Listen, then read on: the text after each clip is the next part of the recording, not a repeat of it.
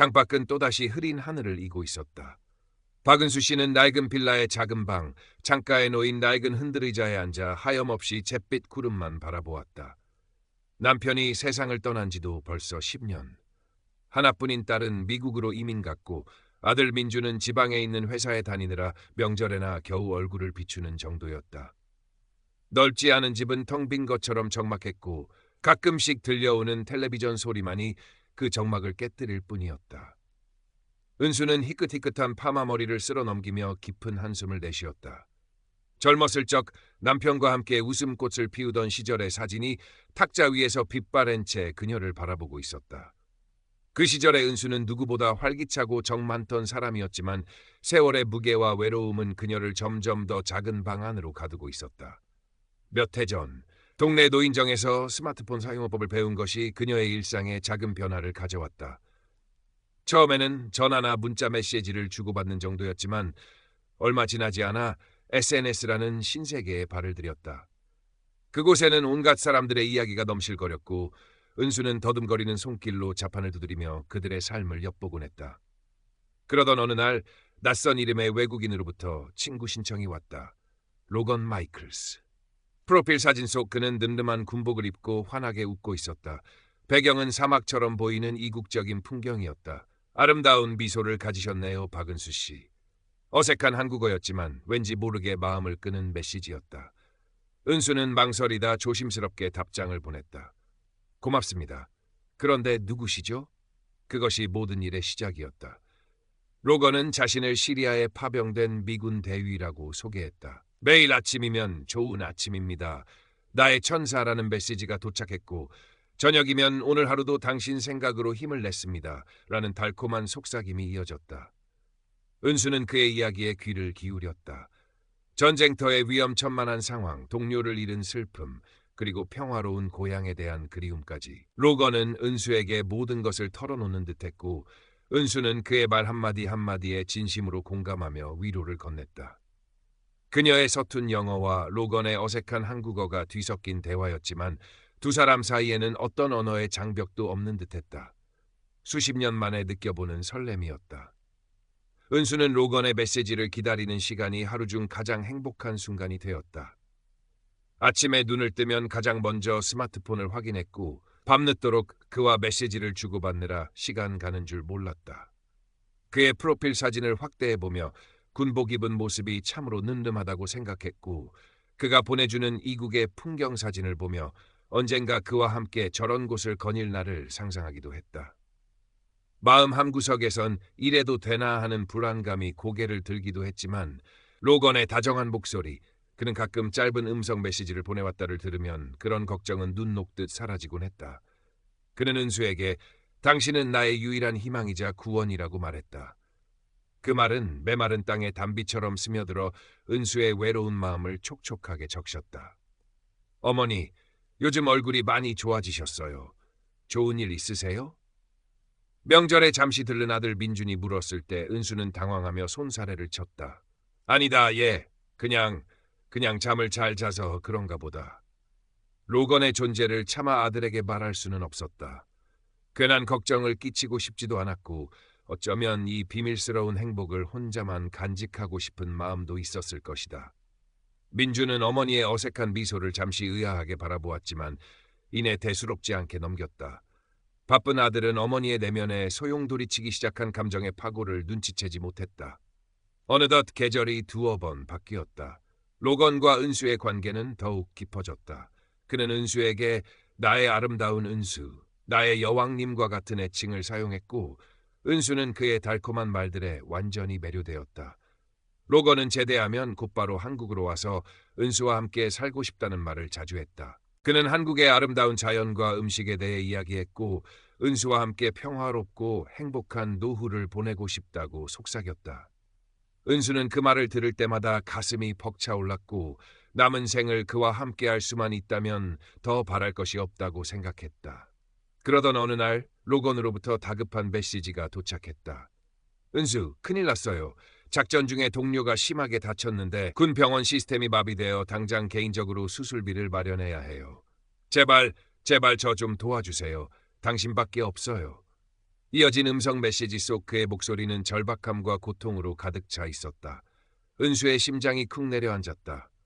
어쩌면 좋아. 내가 뭘 어떻게 해야 하지? 그녀는 평생 누구에게 돈을 빌려본 적도 큰 돈을 함부로 써본 적도 없었다.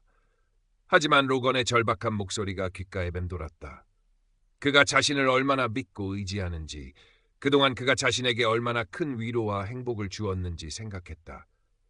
은수, 이 돈은 반드시 갚을게요. 아니, 갚는단 말도 미안해요. 이건 우리 미래를 위한 작은 투자라고 생각해 주세요. 우리가 함께할 행복한 날들을 위해서, 제발. 며칠 밤낮을 고민하던 은수는 결국 평생 푼푼히 모아온 적금을 깨기로 결심했다. 다음 날 아침, 떨리는 손으로 은행을 찾은 은수는 창구 직원에게 로건이 알려준 외국인 명의의 계좌로 수백만 원을 송금했다. 송금 버튼을 누르는 순간 가슴 한구석이 싸늘하게 식는 듯했지만 그녀는 애써 불안감을 떨쳐냈다. 괜찮을 거야. 로건은 나를 속일 사람이 아니야. 돈을 보냈다는 메시지를 받은 로건은 곧바로 감격에 찬 답장을 보내왔다. 오, 나의 은수. 당신은 정말 나의 천사예요. 당신 덕분에 내 동료가 목숨을 건졌어요. 이 은혜는 평생 잊지 않을게요. 정말 고맙고 정말 사랑합니다. 은수는 그제야 안도의 한숨을 내쉬었다. 자신이 누군가에게 큰 도움을 주었다는 사실, 그리고 로건의 사랑을 다시 한번 확인했다는 사실에 오히려 마음이 뿌듯해졌다. 불안감은 어느새 눈 녹듯 사라지고 로건에 대한 믿음은 더욱 굳건해졌다. 그것이 끝없는 수렁으로 빠져드는 첫걸음이라는 것을 그때의 은수는 미처 알지 못했다. 첫 번째 송금이 성공적으로 이루어진 후 로건의 요구는 더욱 대담하고 교묘해졌다. 얼마 지나지 않아 그는 자신이 모아둔 제대 자금이 테러리스트의 공격으로 모두 사라져 버렸다고 울먹이며 다시 돈을 부탁했다. 이번에는 한국에 와서 은수와 함께 살 집을 마련하는 데 필요한 돈이라고 했다. 은수는 망설였지만 우리가 함께 살 아름다운 집을 상상해보세요, 은수. 당신과 함께라면 지옥이라도 천국일 거예요 라는 그의 말에 또다시 마음이 흔들렸다.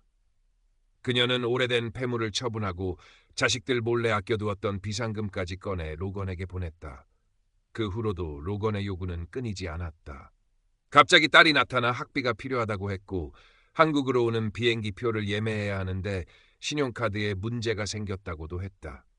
심지어는 함께 사업을 해서 큰 돈을 벌 수 있다며 투자금을 요구하기까지 했다.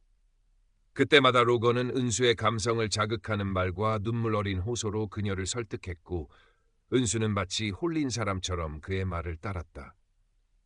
통장의 잔고는 빠르게 줄어들었고 그녀의 얼굴에는 수심이 깊어갔지만 로건과의 메시지창은 여전히 달콤한 말들로 가득했다. 어머니, 요즘 안색이 너무 안 좋으세요. 어디 편찮으신 거예요? 오랜만에 전화를 건 민준이 걱정스럽게 물었다. 은수는 애써 밝은 목소리로 괜찮다고 했지만 아들의 귀를 속일 수는 없었다. 무슨 일 있으시면 꼭 저한테 말씀하셔야 해요. 네? 민준의 말에 은수는 가슴이 뜨끔했지만 차마 사실을 털어놓을 용기가 나지 않았다.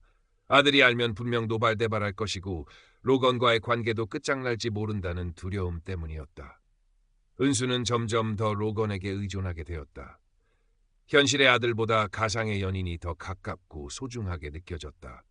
그녀는 로건이 만들어낸 환상 속에서 살고 있었다. 그 환상이 깨어지는 순간이 다가오고 있다는 것을 알지 못한 채 이웃 김영희 씨는 은수의 변화를 가장 먼저 눈치챘다.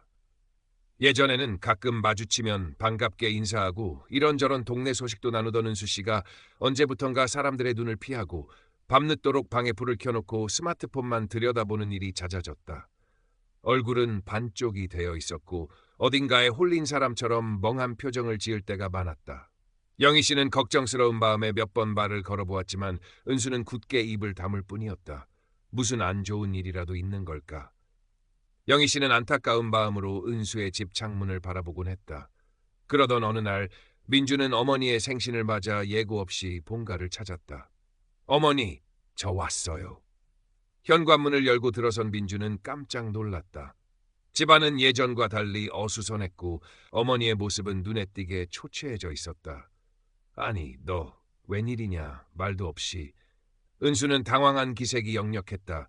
어머니 생신이잖아요. 같이 저녁이라도 먹으려고요. 민주는 애써 밝게 웃으며 거실로 들어섰다. 그때 식탁 위에 놓여있던 어머니의 스마트폰 화면이 우연히 그의 눈에 들어왔다. 낯선 외국인 남자 이름과 함께 자기야 이번에 보내준 돈 정말 고마워. 이제 정말 얼마 안 남았어. 우리 곧 만날 수 있을 거야 라는 내용의 메시지가 떠 있었다. 그 아래에는 입금 확인을 요청하는 듯한 은행의 빨림도 보였다. 순간 민준의 머릿속이 하얗게 비는 듯했다. 이게 다 뭐지? 그는 떨리는 손으로 어머니의 스마트폰을 집어들었다. 은수가 다급하게 달려와 스마트폰을 빼앗으려 했지만 민주는 이미 몇 개의 메시지와 통장 거래 내역 알림을 확인한 후였다. 거액의 돈이 알 수 없는 계좌로 여러 차례 송금된 기록, 그리고 로건이라는 이름의 남자와 주고받은 수많은 사랑의 속삭임들. 어머니, 이게 다 뭐예요? 이 로건이라는 사람 누구예요? 민준의 목소리가 싸늘하게 가라앉았다. 은수의 얼굴이 하얗게 질렸다. 아니다. 그건 그냥 아는 사람이다. 아는 사람이요? 아는 사람한테 이렇게 큰 돈을 보내요? 어머니 혹시 사기당하고 계신 거 아니에요? 사기라니. 네가 뭘 안다고 함부로 말해. 은수는 버럭 소리를 질렀다. 그 사람은 나를 진심으로 사랑해주는 사람이야. 내 아버지 돌아가시고 내가 얼마나 외롭게 살았는지 너는 한 번이라도 진심으로 생각해 본 적 있어? 눈물이 그렁그렁한 어머니의 절규에 민주는 할 말을 잃었다. 하지만 이대로 물러설 수는 없었다. 그는 밤새 인터넷을 뒤져 로맨스 스캠의 전형적인 수법들을 찾아냈다. 해외 파병 군인이나 의사, 사업가 등을 사칭하여 접근한 뒤 감성적인 말로 환심을 사고 온갖 이유를 대며 돈을 요구하는 방식. 로건의 행동은 그 수법들과 정확히 일치했다. 그가 보낸 사진들 역시 인터넷에서 쉽게 찾을 수 있는 도용된 이미지들이었다. 다음 날 민주는 어머니에게 자신이 찾아낸 증거들을 보여주며 다시 한번 설득하려 했다. 어머니, 제발 정신 좀 차리세요. 이 사람 어머니를 속이고 있는 거예요. 그러나 은수는 완강했다. 이건 다 가짜야. 네가 뭔데 내 사람을 이렇게 모함하는 거야. 나는 로건 씨를 믿어. 그녀는 아들의 말을 전혀 들으려 하지 않았고 오히려 아들이 자신의 행복을 방해하려 한다고 생각하는 듯했다. 모자 간의 갈등은 극으로 치달았고 민주는 깊은 절망감에 휩싸였다. 바로 그때 은수의 스마트폰으로 로건의 메시지가 도착했다. 나의 사랑스러운 은수, 드디어 모든 준비가 끝났어요. 이제 마지막으로 당신의 도움이 필요해요. 한국으로 가는 비행기 표와 초기 정착 자금만 해결되면 나는 모든 것을 정리하고 당신에게 날아갈 수 있어요. 이것이 우리의 마지막 시험이에요. 당신을 믿어요. 메시지에는 엄청난 액수의 돈이 적혀 있었다. 은수는 마지막 남은 희망을 걸고 집을 담보로 대출을 받기 위해 은행으로 향하려 했다. 민주는 필사적으로 어머니를 말렸지만 은수는 그의 손을 뿌리치고 집을 나섰다. 민주는 더 이상 지체할 시간이 없다고 판단했다. 그는 곧바로 은행에 연락하여 어머니의 대출을 막아달라고 요청하는 한편 경찰서로 달려가 로맨스 스캠 피해 사실을 신고했다. 잠시 후 은행에서 다급한 연락이 왔다. 은수 씨가 창구에서 대출 문제로 실랑이를 벌이고 있다는 것이었다. 민주는 경찰과 함께 은행으로 달려갔다. 은행 로비는 은수의 높은 목소리와 은행 직원의 난처한 표정으로 소란스러웠다.